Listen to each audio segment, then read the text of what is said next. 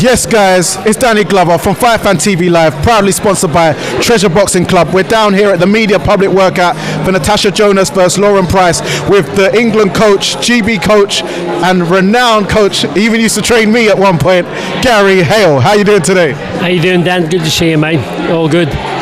So we've got two women in Natasha and Lauren who you've both trained. So how do you see this one going? What's the sort of, how did you find them both at GB, their styles, the contrast of styles? Yeah, I think when you look at both of them, they're like both pioneers for women's boxing. Not just women's boxing, but for boxing as a whole. They're both professional, they're both talented, they're both ambitious, they both come from close-knit communities, so they've got really a lot in common. So yeah, I mean they're both just two nice people. That's the thing, is once you've worked with them, it's like it's just it's mixed feelings seeing them fight, to be fair, because they're both such nice people. Yeah, I can imagine, because even you've got Kirsty Artingstall.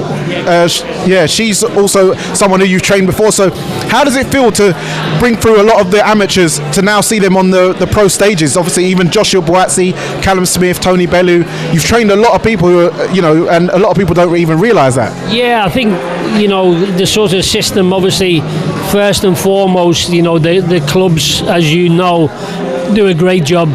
So the coaches that are in Clubland, what a fantastic job. I've done that same job myself as a volunteer for many years, and obviously then that filters through the talent to England, to GB.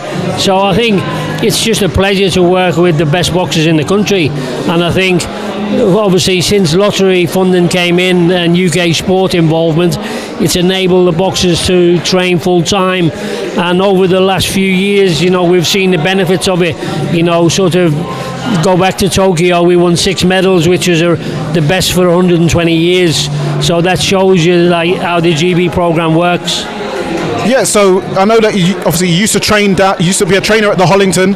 You moved over to the Lynn, but let everybody know sort of like your background in boxing. I know you're from up north, Liverpool, right? So yeah, what club did you used to box for, and did you train at was you a trainer at a club up there too? Yeah, so I never trained up there, I only boxed up there. So I boxed for the Golden Gloves. I boxed at 2 clubs and a club called St Ambrose, which later became Gemini. So I was obviously a club boxer. I didn't reach England level. So when I finished boxing, I'd moved to London, and I had a couple of bouts for St Pancras over North London, and then I finished, and then I sort of I got training by accident, really. I just went into the Hollington to keep fit, and I was inspired really by the kids down there that were doing brilliant. Unfortunately, the late Danny Costello, who recently passed away, was one of the boxers who inspired me to sort of think about coaching, and the coaches down there encouraged me. So that's where my sort of coaching career began, down in southeast London, SE5. So and then as I've enjoyed every minute of it, and I've been fortunate enough to go to 4 Olympic Games, so it's been fantastic and an absolute pleasure to work with all of these talented boxers. Yeah, because we're in SE5 right now.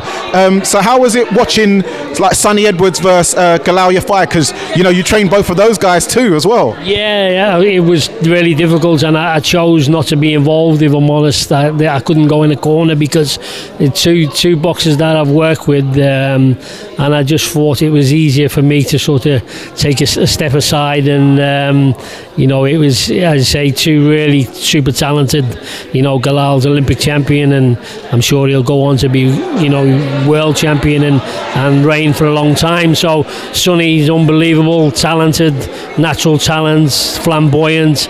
So yeah, really fantastic. I mean, as I say, mixed blessings to see them fight. But this is obviously pro boxing, and obviously it was a good fight for both of them, financially. So it was a fight that the British public sort of demanded, much as this one really. Yeah. So also you're working with Olympic silver medalists from the last Olympics, the Paris one. I was over there, Cindy and Gamba. So yeah, what made you sort of take her on as a pro trainer also? Because I know for a long time amateur coaches didn't really train pro fighters. They sort of let them go off their own way. But now the amateur coaches are now training the pro fighters as well. So yeah, how did that come about? I think the reason that came about is we have a system now that's called Podium to Pro. So a lot of the boxers don't want to move anywhere else. So that was they were asking, can they stay at GB, and at one time they couldn't, but now because of this Podium to Pro, they're able to do it. Not all of them, obviously it's limited in numbers, but a high percentage of them that are successful, and they want to stay. They're allowed to train, and I think for us the benefit is the sort of inspiration that it shows our podium boxers and our academy boxers to train alongside people like that. It's just fantastic. They spar with them, they train alongside them, so they get to sort of see that anything's possible. And they, likes of Lauren Price, Galal, they just always encourage the others in the gym. So that's one of the really good things about it. Yeah, and with Cindy, you're kind of quite fast tracking her. She's fighting a European champion in Kirsty Bavington. Was that your decision, or whose decision was that? Because that's quite a debut. Yeah, I mean, that's obviously up to Rob McCracken, who's obviously the performance director and head coach. So, he's proved in the past how astute he is with the way that he moved Anthony Joshua, the way he's moved Carl Froch, the way he's moved Lauren Galal as well. So he's got vast experience.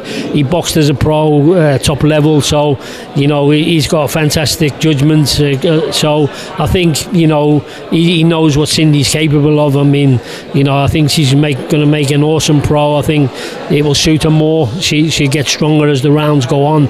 So I think it's just a natural progression, and it's no good there going in with people that are just going to roll over.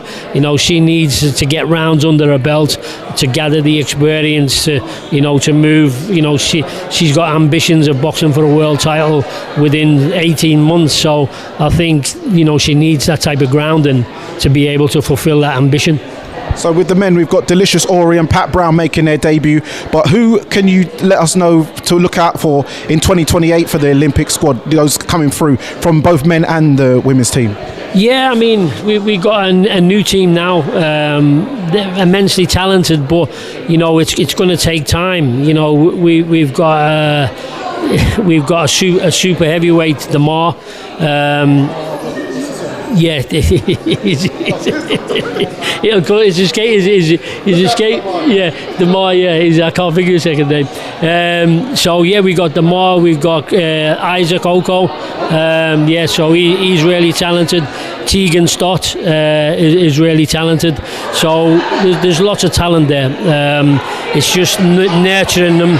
It's just over 3.5 years to the Olympics. So there's a lot of hard work to do. It's as you say, it's an exciting journey, and we look forward to it.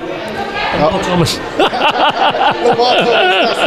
Yes, there you have it. Persistence beats resistance. Thank you very much for your time, Gary. You're always a pleasure, even though you shattered my dreams in the ABAs when you made Fabrice McKenda beat me. But it's all love though. And there you have it, guys. It's Danny Glover from Fightfantvlive Live. We're here with the renowned coach, the legend, Gary Hale. And remember, guys, persistence beats resistance. You know where it is.